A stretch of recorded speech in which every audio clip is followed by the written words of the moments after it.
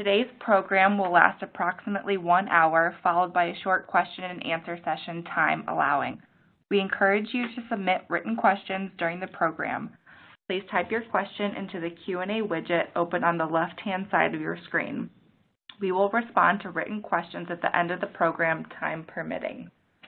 The webcast console you are looking at can be completely customized. You can resize or move any of the windows that you have open, including maximizing the PowerPoint presentation on your screen. If you experience technical difficulties during the presentation, please visit the webcast help guide by clicking on the button below the presentation window, which is designated with a question mark icon. The PowerPoint presentation will be available on our website at foley.com in the next few days, or you can get a copy of the slides in the resource list widget. As a reminder, today's program is being recorded and will also be available on Foley's website in the next few days. Foley will apply for CLE credit after the web conference. If you did not supply your CLE information upon registration, please send an email with it to Lauren Klippel, lklippel@foley.com, to be eligible for CLE. You will need to log into the On24 session and answer a polling question during the program. Please note, certificates of attendance will be distributed to eligible participants approximately 8 weeks after the web conference via email. As a final note, those seeking Kansas, New York, or New Jersey CLE credit are required to complete the attorney affirmation form in addition to the polling question that will appear during the program. A 5-digit code will be announced during the presentation. Please email the form to Lauren Klippel at lklippel@foley.com immediately following the program. Now I will turn the presentation over to George Quillen, Chair of Foley's PTAB Trials Practice, who will introduce the rest of our speakers. Thank you very much, Taylor. I'll let the presenters introduce themselves, and then I'll come back to us. We'll start with Jean. Good afternoon, everyone. My name is Jean Gills. I'm a partner in Foley's IP litigation practice and also one of the vice chairs of our national IP department. Pleased to speak with you today on PTAB strategies and the year in review. And good afternoon, everybody. This is Steve Mabius. I'm a partner in the Chem Bio practice group and also a member of Foley's Patent Office Trials practice group. Thank you, Steve. Thank you, Jean. I'm George Quillen. I'm a partner in the firm's DC office and the chair of our Patent Office Trials group. In addition to thanking my co-presenters and our staff, including Taylor, I want to especially acknowledge the very significant contributions of Jonathan Tietz, an associate in our DC office. Thank you, Jonathan. Taylor, if we can go to the next slide, please. So we got 9 covered topics for you today. You'll hear from each of the presenters several times. We'll start off with Jean. Take it away. Thank you, George. I just want to hit very briefly on some recent trends.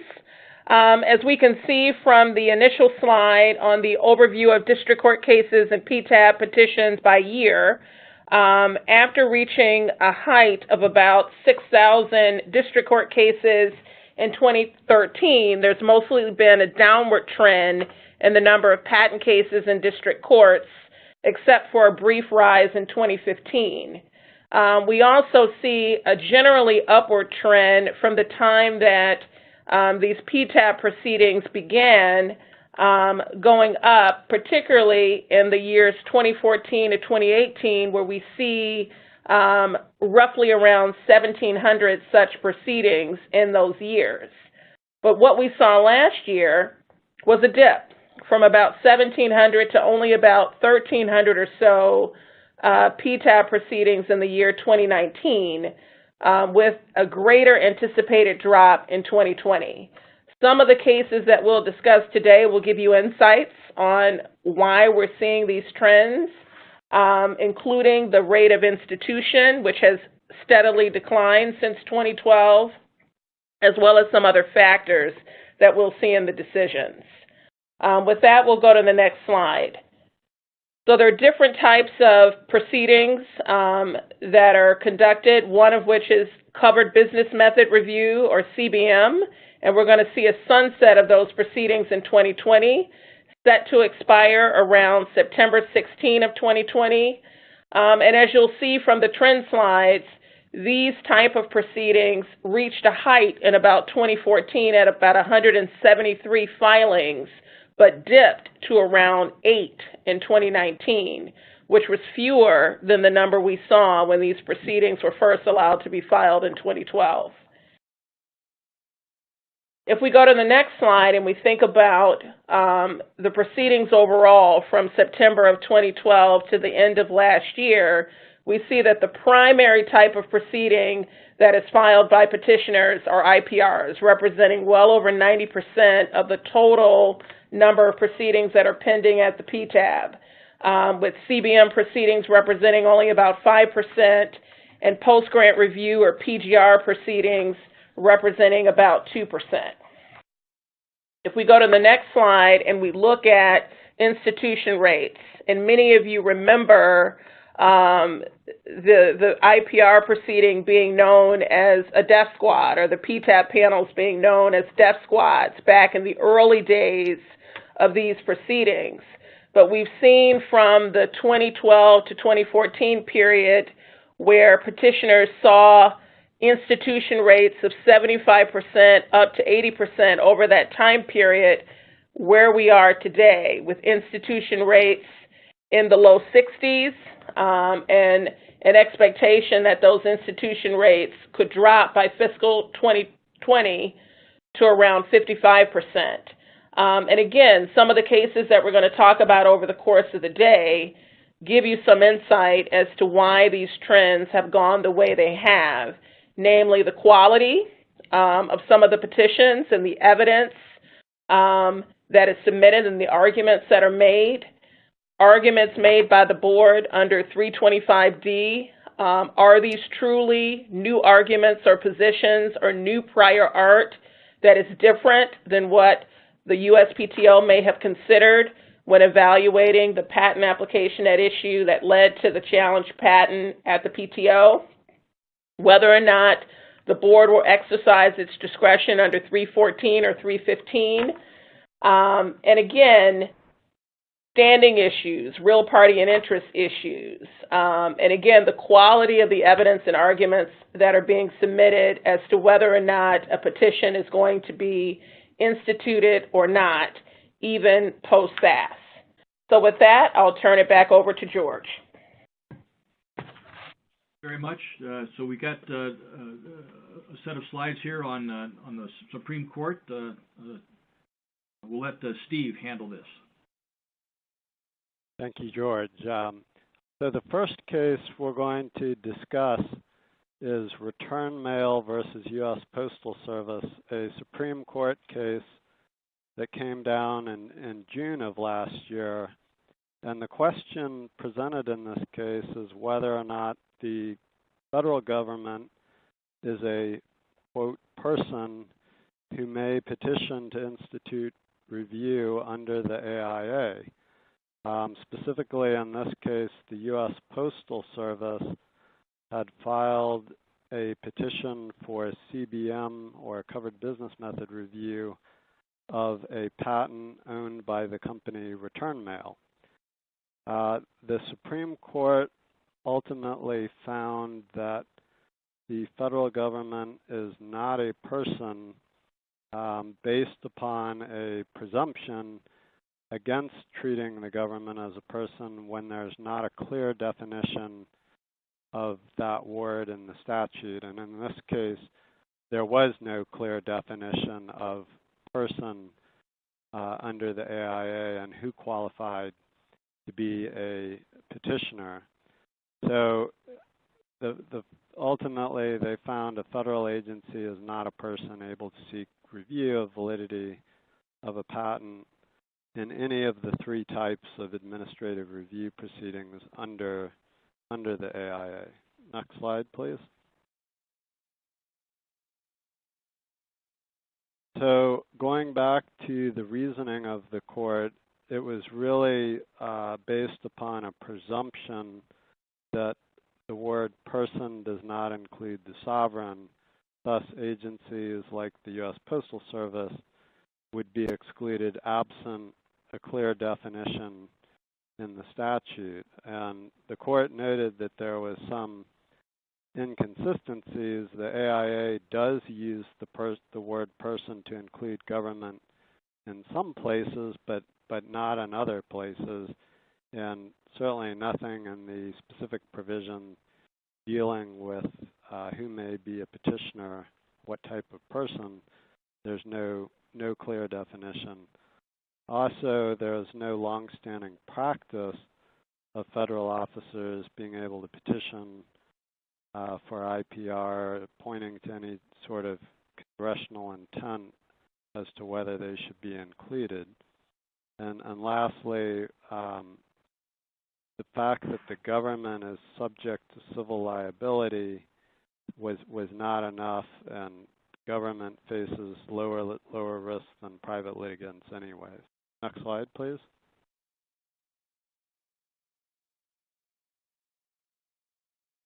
So this is a fairly limited impact from this case because there really weren't that many government-initiated proceedings to begin with. There was about a total of 20 petitions filed by federal agencies up to the point at which the return mail case was decided.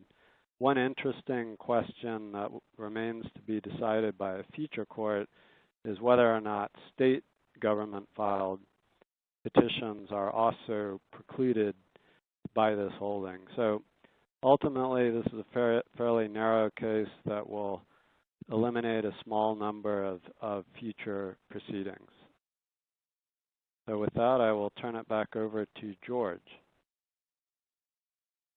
Thank you, Steve. We'll go to the next slide. So we have 4 constitutional issues that we'll address. So in contrast to what Steve just talked about, the Supreme Court dealing with IPRs, now we're talking about constitutional issues that the Federal Circuit has addressed. Appointments clause, takings, sovereign immunity, and standing. So next slide. The first one is the appointments clause. As we described, as we characterized it in a blog post a few months ago when the case came out, the Federal Circuit has effectively demoted the PTAB judges from being principal officers to being inferior officers. So the issue in this Arthrex case was whether the appointment of the judges violated the appointments clause, and the answer was yeah, it does. There were issues about whether there was waiver or not, but the so what part was has to do with the remedy. Okay, so they're unconstitutionally appointed. So what? Well, the panel's decision in Arthrex was to cut off the application of for-cause protections for these judges. Take that out and make them now subject to removal, and then to send the case back to the board for a hearing in front of a new panel. Next slide.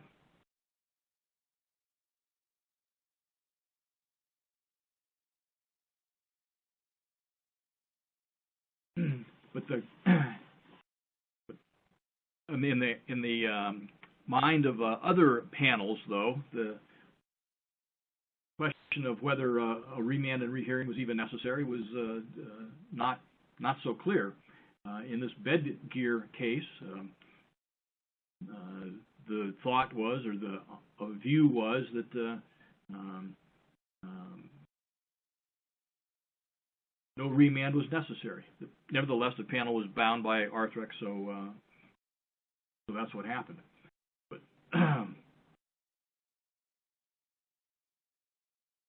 there were questions about, so that, as you can imagine, this issue has come up in other cases as well.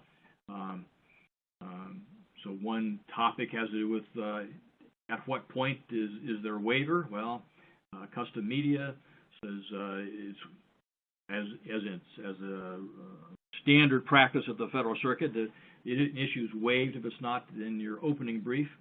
But in Sanofi, Judge Newman dissents and says there shouldn't be a waiver because Arthrex was an intervening change in the law. So it remains to be seen how Arthrex is going to play out. The parties have now filed their petitions for rehearing en banc. We'll see whether that ends up going to the Supreme Court or whether Congress is going to fix something.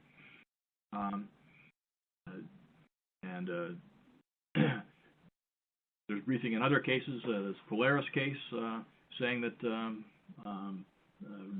fixing the removability protections for the PTAB judges isn't enough. You got to do more than that, and the Federal Circuit can't fix those other problems.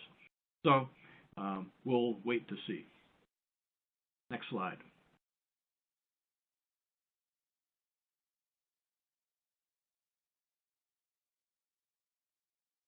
The next constitutional issue has to do with taking.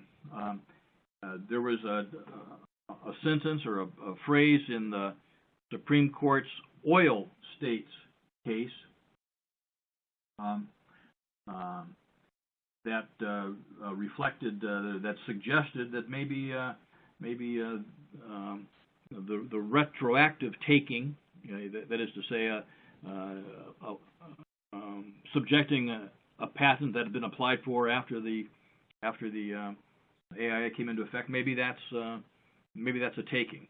And for disclosure, in this oil states case, so Foley and Lardner represented the successful respondent Greens Energy. So this issue comes up in Celgene, and the court says that no, there's no unconstitutional taking.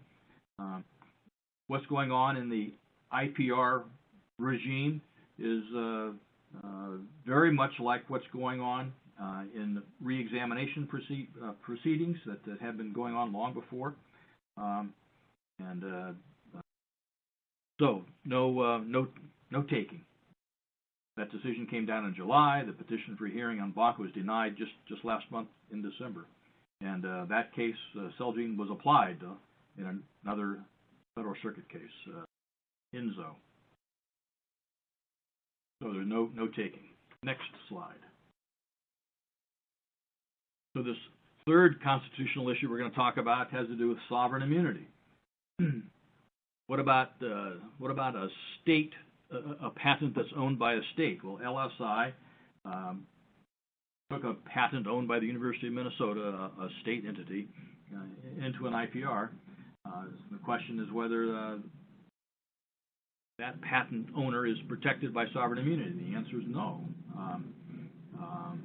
It doesn't apply. Sovereign immunity does not apply to IPRs. Why? Well, the board had said, well, you the university have effectively waived sovereign immunity by asserting the patent in a different forum.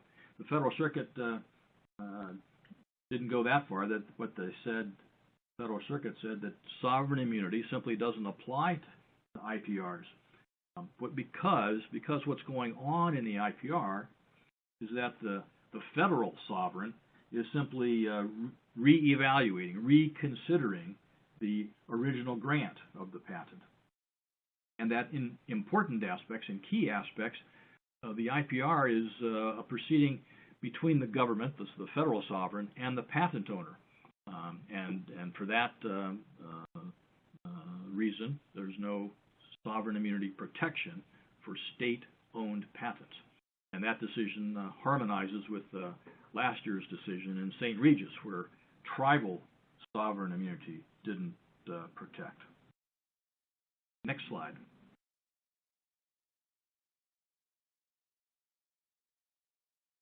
So the last constitutional issue we're going to talk about has to do with Article 3 standing. So as we all know, in a federal court, you got to have Article 3 standing. You don't need that, of course, in the administrative agency, in the IPR. It's, anybody, any party who's not the patent owner can petition for the IPR.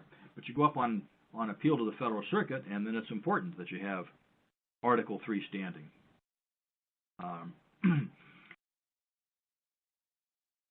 In this General Electric against United Technologies case that came down in July, the court says there's no standing. There's no Article 3 standing. The petitioner had to present evidence of a competitive injury or economic loss.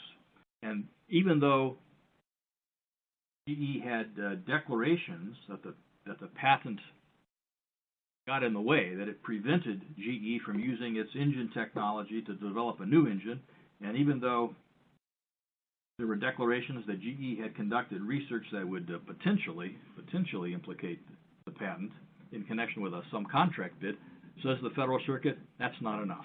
That's not enough. In order to have standing as a competitor, the government action must change the competitive landscape. Next slide.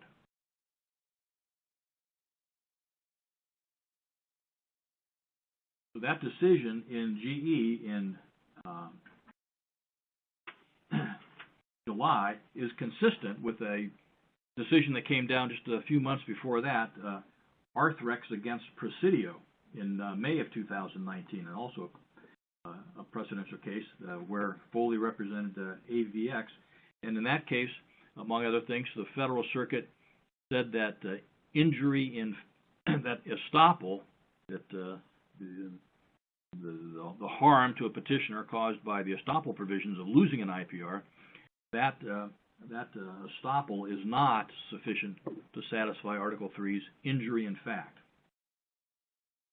So GE is consistent with AVX, but query whether it's consistent with DuPont in the previous year's decision, where DuPont says the Federal Circuit did have Article 3 standing, even though it may not have had who knows DJ jurisdiction, because there was a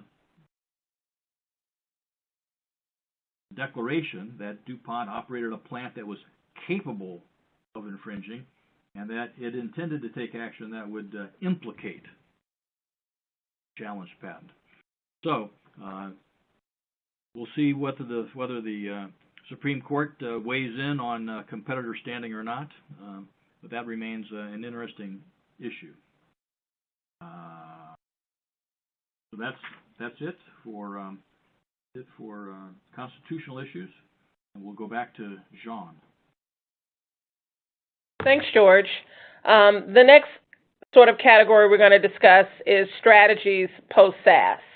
And I think the key takeaway from the next series of slides is whether you're the patent owner or the petitioner in these proceedings, you really need to have your ducks in a row. What evidence are you going to rely on? How you're going to pivot in response to arguments by your opponent, and how you're going to deal with issues that come up if there were prior proceedings involving the challenge patent or prior arguments that were made in front of an examiner at the patent office relating to art that's going to be presented in a petition. The first case, if we go to the next slide, biodelivery, is a decision by the Federal Circuit from about 5 months ago, whether or not the board has discretion to deny institution post-SAS. In this case, the petitioner had filed originally 3 IPRs with a total of 17 grounds. The board had instituted on 1 ground in each petition, finding that the other remaining grounds weren't likely to result in a challenge claim being found unpatentable. Importantly, in the final written decision on those 3 grounds that were instituted, the final written decision sustained patentability of all challenge claims. The petitioner appealed, saying post-SAS, the board should have considered all grounds, given that it had found at least 1 ground met the threshold. The PTAB, the Federal Circuit, remanded for the PTAB's consideration, and on reconsideration, on remand, the PTAB said no and denied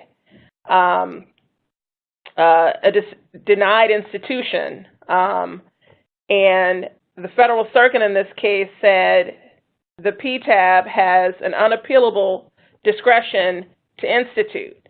And even though it had initially instituted in round one, it had the discretion on remand to decline to institute on any ground.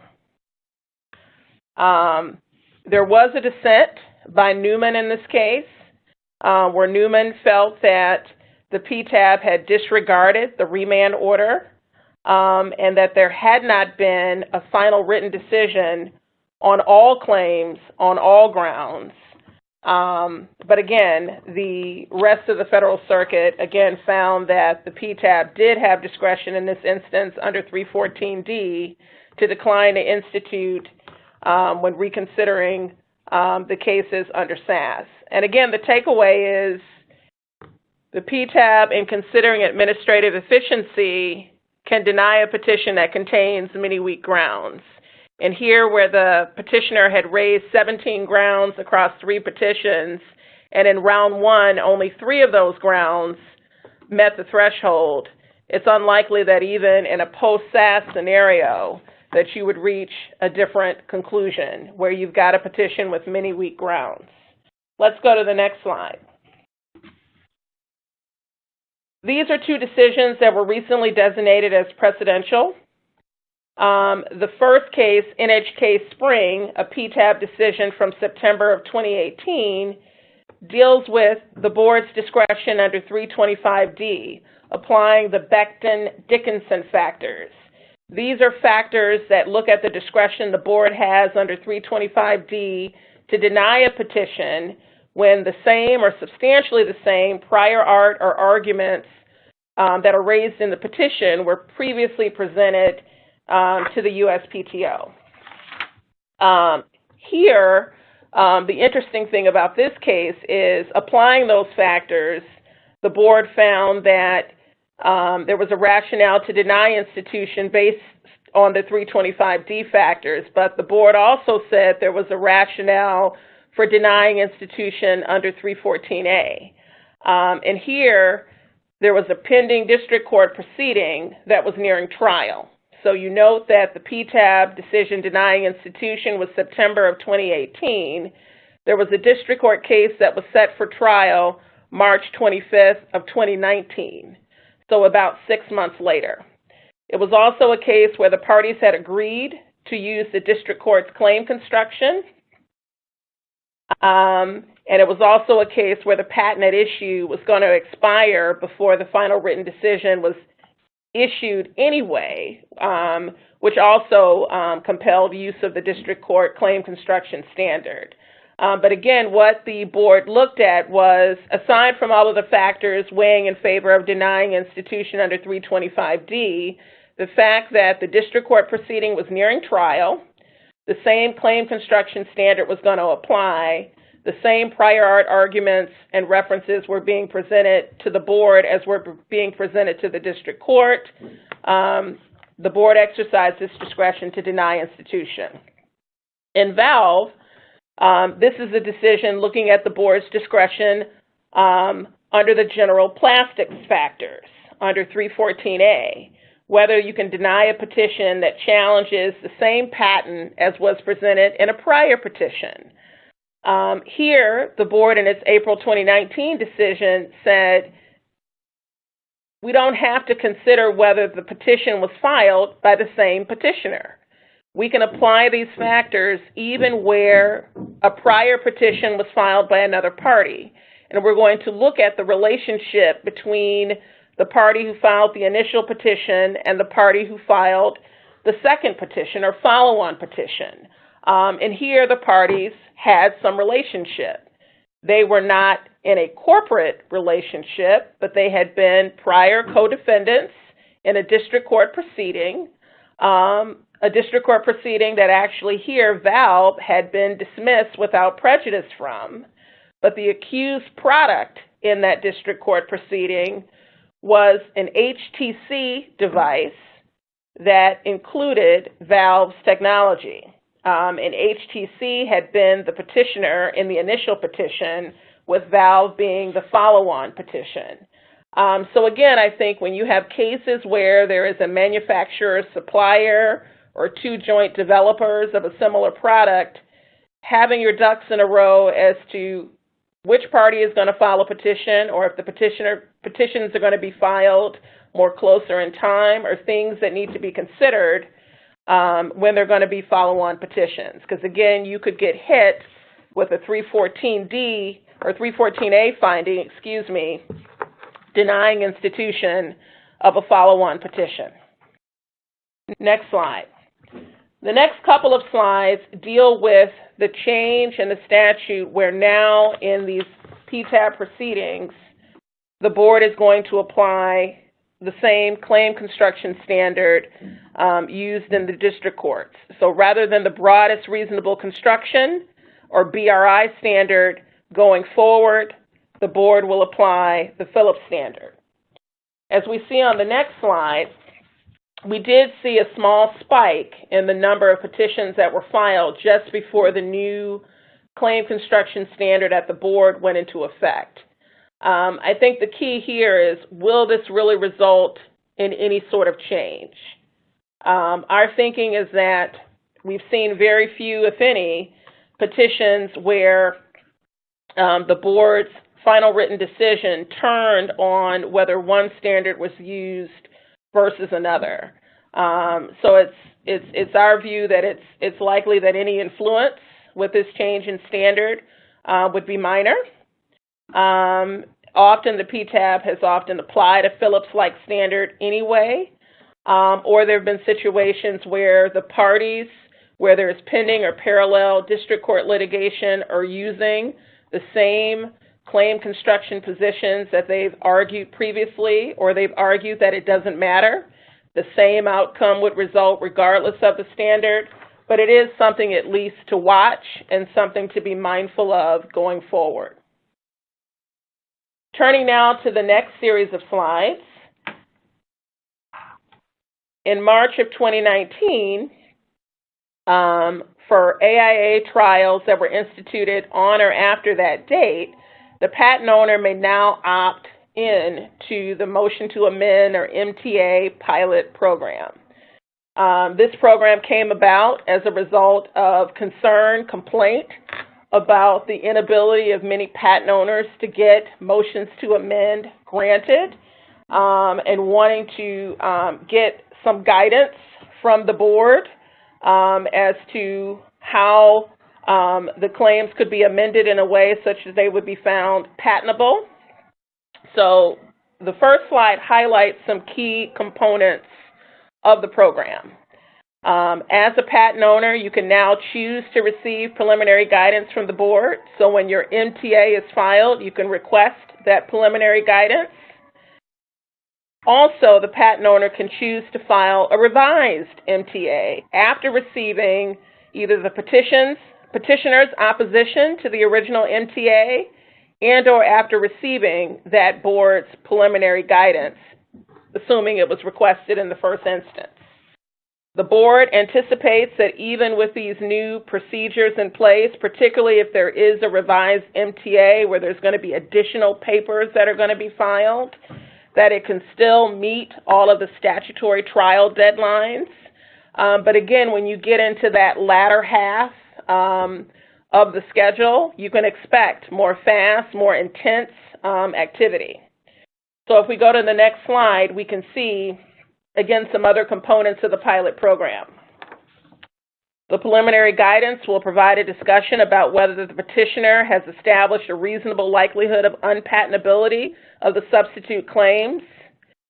The patent owner can still make that MTA contingent or non-contingent, so you can still hedge your bets, where you as patent owner still argue for the patentability of the original claims, and in the alternative, for the submission and acceptance of the amended claims. The board can reach out to the examiner corps and seek patent examiner assistance. And again, the duration of this pilot program is in effect for a one-year test period. So again, it'll be interesting to see for people who participate in the program whether we see any type of increase or significant increase in the number of motions to amend or revised motions to amend that are allowed. The next two slides, and I'll start with the first, just kind of give you a rough overview of the timeline. So how does this affect the schedule in terms of when papers are filed?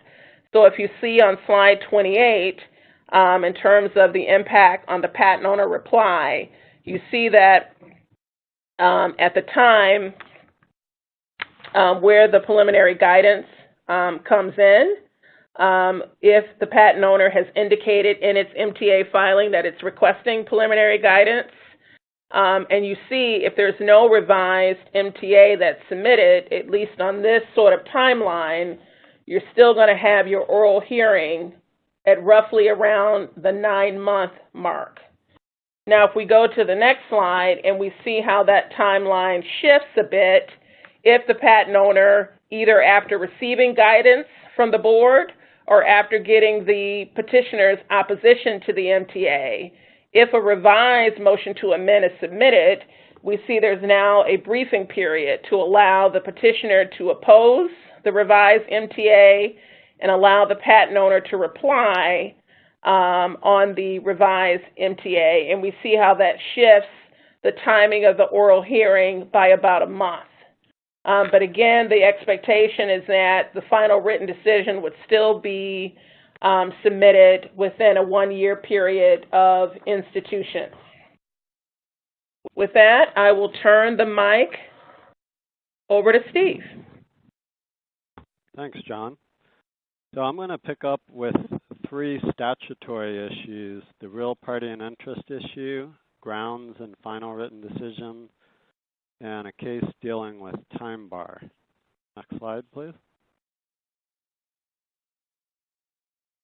So the first case, AC Technologies versus Amazon, deals with the question of whether the board must address all grounds in its final written decision. And what had happened in this case is that following the SAS decision, a proceeding had been remanded back to the board, and the board considered previously non-instituted grounds in its final written decision after the remand from the SAS case. AC argued that the board erred procedurally by invalidating certain claims based on one of those grounds in which it had not initially instituted in the pre-SAS institution decision. Well, the holding by the Federal Circuit was that this does not exceed the board's statutory authority to find claims invalid on a previously non-instituted ground. The board still has to comply with due process whenever it gets one of these SAS remands by providing notice and hearing an opportunity to brief the issue.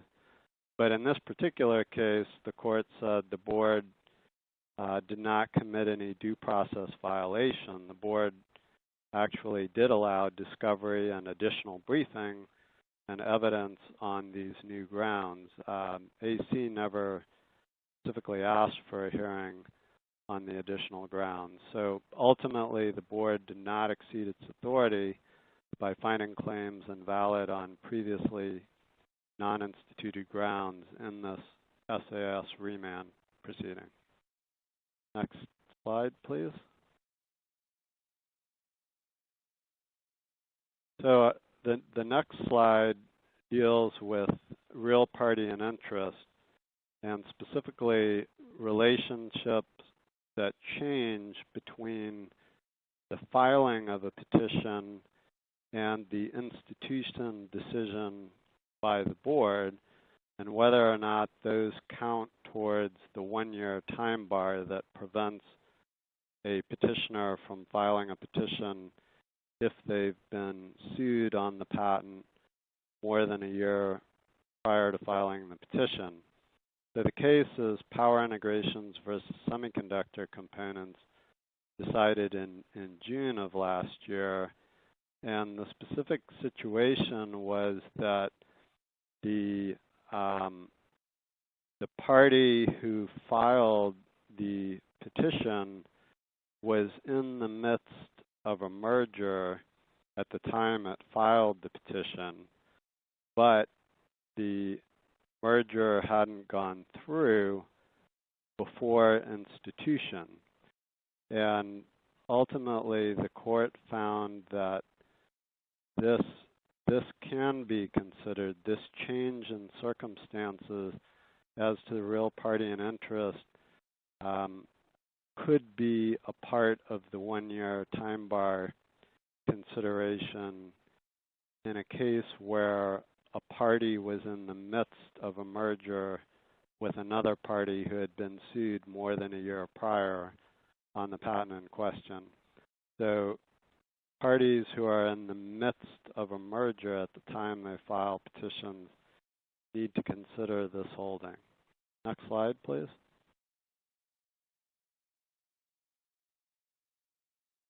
This last slide deals with the question of the one-year time bar in relation to the service of a complaint. So the exact trigger for the one-year bar is the date when a party is served by a complaint alleging infringement under a patent in question. From that point, you have 1 year to file an AIA proceeding.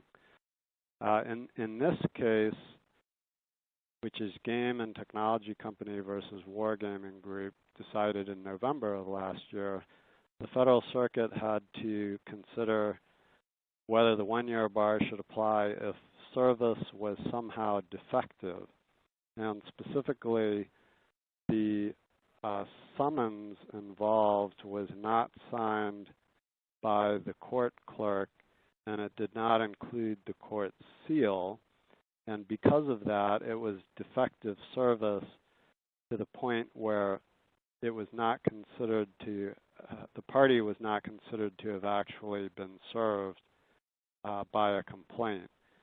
And the court held that because there was not a proper service, the time bar did not apply. So the one-year clock did not run from a defective service of the complaint.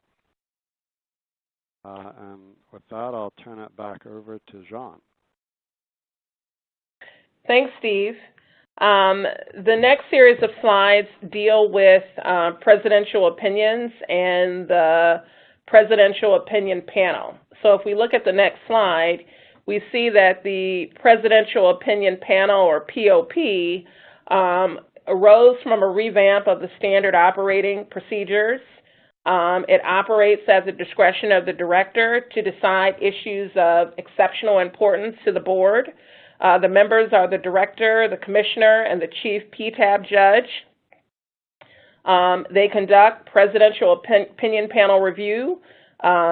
Decisions will be designated as presidential or informative, or prior decisions previously designated can be de-designated to routine. POP review only obtained by recommendation following procedures in the revised SOP number 2. The Federal Circuit is actually currently hearing whether or not the POP deserves Chevron deference in the Facebook v. Windy City Innovations proceeding. And in 2019, about 19 board decisions were designated as presidential and 13 as informative. So if we go to the next slide, we'll talk about a few of these recent decisions. So the first, Proppant Express v. Orin Technologies from March of 2019.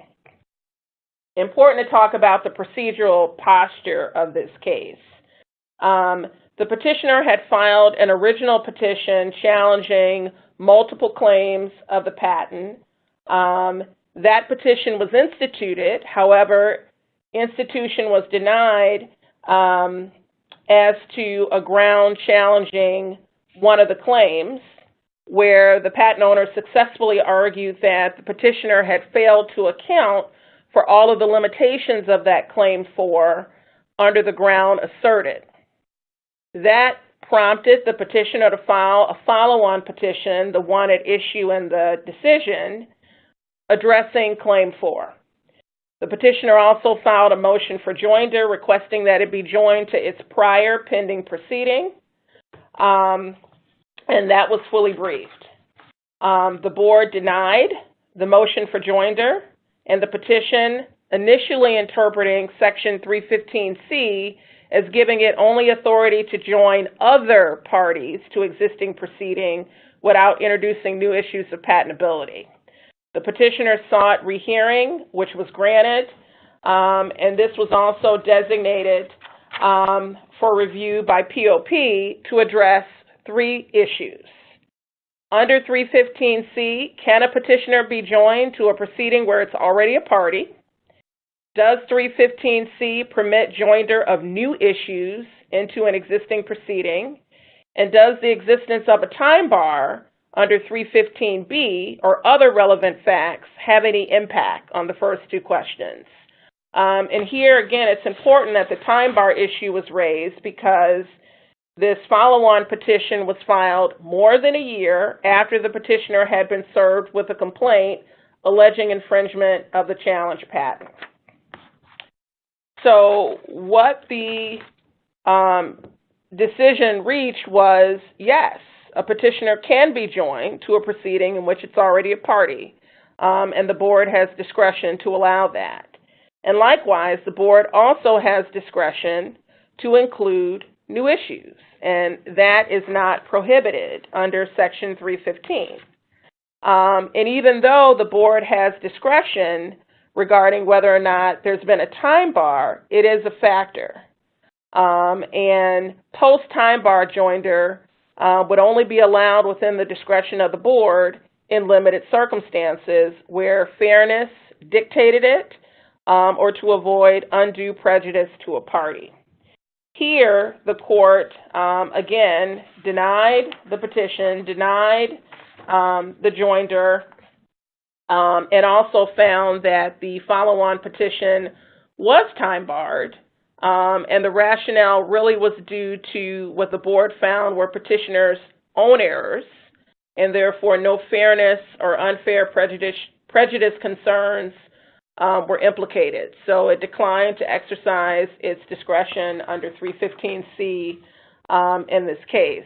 Again, this decision, like some of the other ones discussed earlier, again point to the need to have your ducks in a row, have the quality of the evidence and the support in the initial petition, whether filed by you or filed by someone who might be viewed by the board as closely aligned with you, like a co-defendant, joint developer, etc.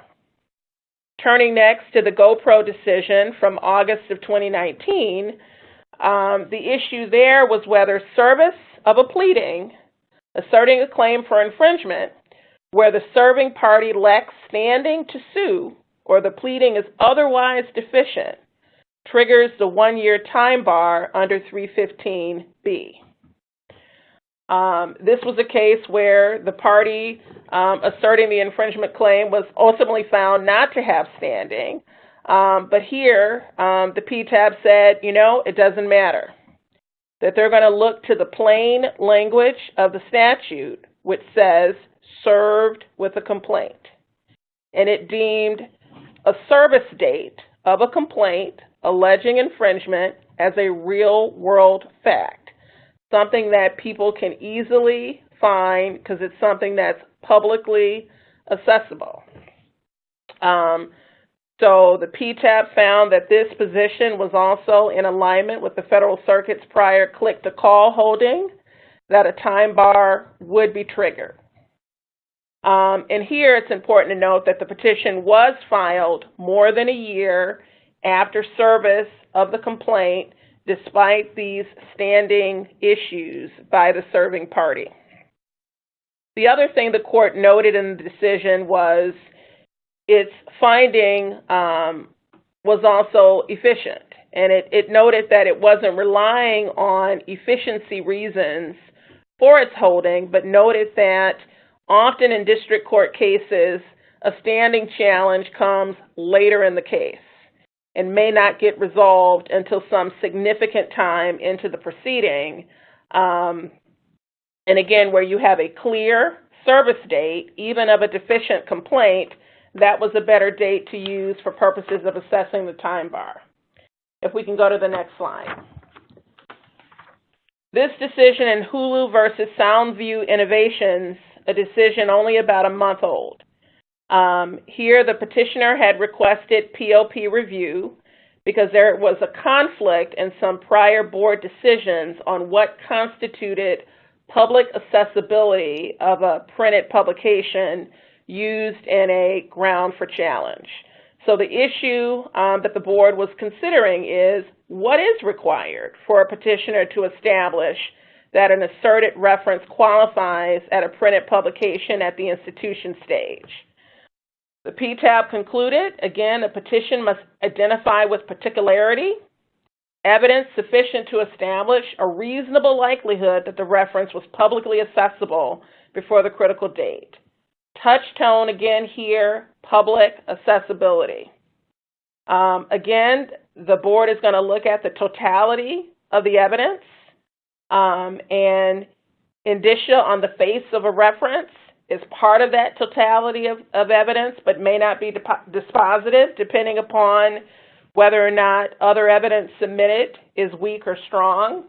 Here, ultimately, the petitioner was found to have met that threshold finding that the prior art reference was a printed publication, and some of the evidence that the petitioner had submitted included the following. The reference on the face of it bared a copyright date, a printing date, and an ISBN date. The board also noted that the reference, which was a textbook from an established publisher, O'Reilly, and a well-known book series. And there was also evidence submitted that the cover of another magazine, Publishers Weekly, had stated that the internet was built with O'Reilly books, i.e. the publisher of the particular textbook in question.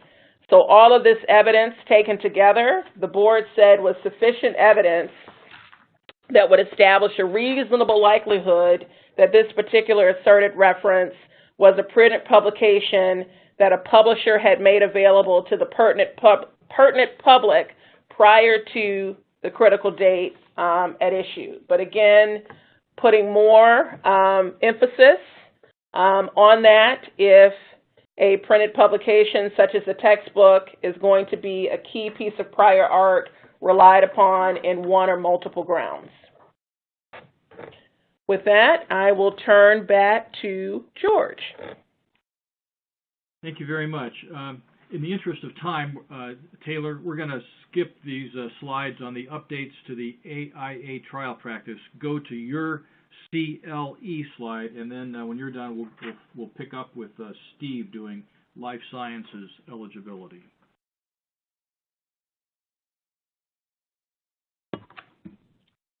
Thank you, George. At this time, I'm going to read the CLE code for this program. If you are in need of CLE credit today, please enter this 5-digit code into the poll question on the screen after it is announced and press the submit button. The code is 3FAFG. 3 as in the number 3, F as in Frank, A as in Apple, F as in Frank, G as in George. Again, if you are seeking CLE credit for this session, please complete the polling question by entering the code that was just announced. The polling question will remain open briefly. For those seeking Kansas, New York, and New Jersey CLE credit, in addition to the polling question, you will need to complete the attorney affirmation form and return it immediately following the program. A copy of the form can be found in the resource list widget. As a reminder, certificates of attendance will be distributed to eligible participants approximately 8 weeks after the web conference via email. One last time, the code is 3FAFG.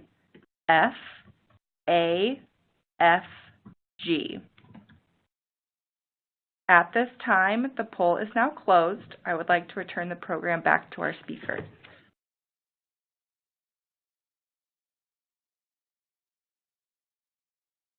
Thanks. We can go to the next slide on life sciences eligibility. I'm going to briefly address eligibility in the life sciences area and how that can impact PGR proceedings where you can challenge patents under Section 101 for eligibility grounds. The case I wanted to mention is Hikma versus Vanda Pharmaceuticals, which was actually a 2018 case, but it was up for certiorari and ultimately cert was denied in 2019, so it became a final decision in 2019. But this particular case involved a personalized method of treatment claim in the pharmaceutical area that had both a diagnostic step and a therapeutic step. And it was a little controversial because the Federal Circuit distinguished the Supreme Court's Mayo decision, which found ineligibility of a somewhat similar claim, but some of the differences the court pointed to for distinguishing Mayo were the fact that these claims in the Vanda case involved a specific drug with specific doses, a specific cutoff range to achieve a certain outcome in two different genotypes of patients. So it's a case that ultimately found eligibility, and as I mentioned, the Supreme Court ultimately denied cert in this case, as well as another case, Athena Diagnostics, that was up on appeal for eligibility of a diagnostic claim. And the Patent Office issued guidance to patent examiners based on the Vanda holding, and that has had some significant effects in terms of ex parte examination before the USPTO. Next slide, please.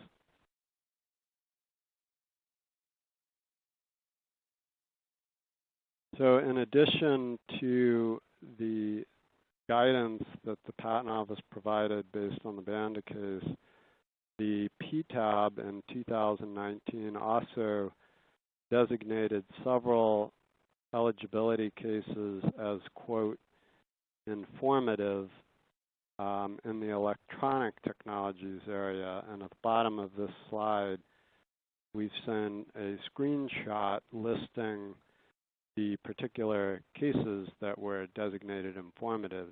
So it'll be interesting to see in the coming year how well the PTAB follows the USPTO guidance in the Vanda case and the life sciences examples that have been updated to include Vanda-type claims, and whether this guidance will impact practice before the PTAB. As I mentioned, it's already had significant effects on the examining corps. And we commend these other cases in the electronics area for your study as well. So with that, I will turn it back over to George to wrap up today. Thanks very much. So we've been looking back in the past to 2019. Now we're going to look ahead to 2020. Next slide, please. We've got things to suggest to you. So it's at the Supreme Court, Thrive against Click to Call. That case was argued a month ago, so we're going to get a decision on that, so watch out for that. Next, on the PTAB appointment of the judges, the constitutionality of that. You've seen the decision in Arthrex. That's up for rehearing on bonk, and other cases similarly are going to address that at the Federal Circuit, and you can imagine that's going to go up to the Supreme Court, so we'll wait to see. We'll also look to see what the impact of that Arthrex decision with regard to PTAB judges, what impact that has on the trademark judges. There's a recent case where a party has tried to make that same kind of argument against the appointment of the PTAB judges. And then last, on the POP review, so the next slide, thank you. Next, so the hunting titan, POP review was granted just in November, and we'll look at the circumstances under which the judges at the PTAB can come off the dais as impartial judges, put their thumb on the scales, and come up with their own reasons for unpatentability. At a fundamental level, you'll pardon the personal observation, that just really bothers me. So we'll wait to see what they do. And with that, I think we're done at 60 minutes, and we'll open to questions if we have time. Taylor? This is Jean George. I don't think we have any questions yet, but even though we skipped the updates to the AIA trial practice starting at slide 38, some of the components that are in that section were addressed in earlier sections, namely the general plastics factors. Application of those factors was discussed in the context of the Valve Corp case on slide 23. The Becton-Dickinson factors, again, if you're curious as to how those are being applied in more recent decisions, the NHK Spring decision, also on slide 23, gives you some insight there. We talked about the motion to amend practice and the change in the claim construction standard that will now be used post-November 2018. And then there's also a slide on factors in deciding motions for additional discovery, the Garmin factors, and the interest of justice standard. Taylor, did we receive any written questions from the audience? Yes, just one. Someone has asked, has a cert petition been filed in Celgene? What is the time frame for cert in that case, and what do you think of the prospects for Supreme Court review?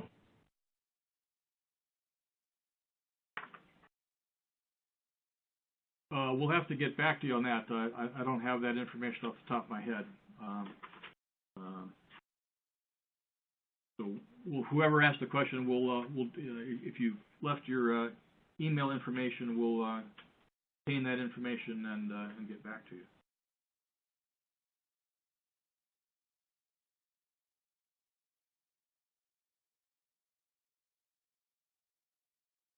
All right, so we will provide the answer to that question to the questioner, and I think with that, we are done.